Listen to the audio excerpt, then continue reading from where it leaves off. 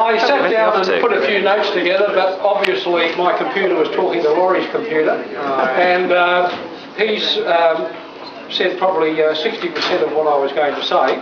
So somehow or other I've now got to try and skip over various things, but what I do want to do is, on behalf of my mother and the family, is welcome everyone here today, and thank you for coming along to celebrate this very important and big occasion, the Big 100. Especially to Diane from the UK and Rob and Robbie from New Zealand, which Mum calls her Kiwi kids. A bit louder, Dad. Thank you, Brett. Long-time friends that she met in Fiji in the 70s. As you're aware, Mum was born on December 11th, 1908, Herne Bay, Auckland, and she was the oldest of 3 children and 2 brothers. 100 years young, what an achievement. Yes, she went to school at St Cuthbert's in Auckland, and she left in 1926 at 18 with matriculation. She arrived in Sydney at age 21, and she led the good life, as only my mother could. Tennis, swimming, dressmaking, bridge, solo, and much socialising. Mum was a very good socialiser, as I'm sure you're all aware. Excuse me a minute, you've forgotten to mention about the crippled children and her charity work. Oh, right. That's coming later. Oh, well, she's interrupting.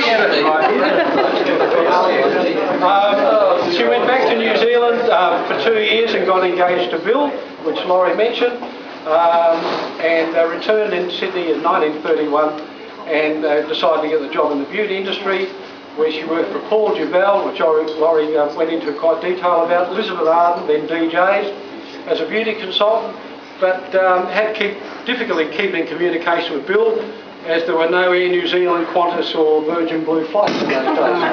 The boat trip took 5 days and there was no phone, so it eventually ended. She met my father Russell in 1933 and married him in 1937. I was born in 42 in Neutral Bay on the corner of Yale and Winkel Road.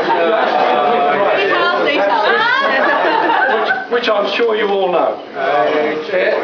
And we all lived in a little freestanding flat down on Undercliff Street in Neutral Bay, which is still there today and has been fully renovated and worth millions. I think they paid £1.15 a week or something rent there in those days.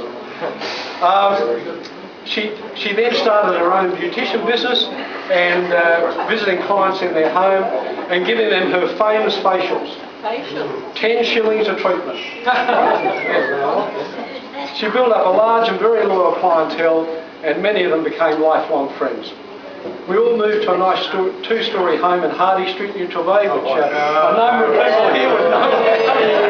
Very notable, Brett. In 1950 with our grandparents, which had a lovely grass tennis court, and we stayed there until 78 when the house was sold. It is now a row of townhouses.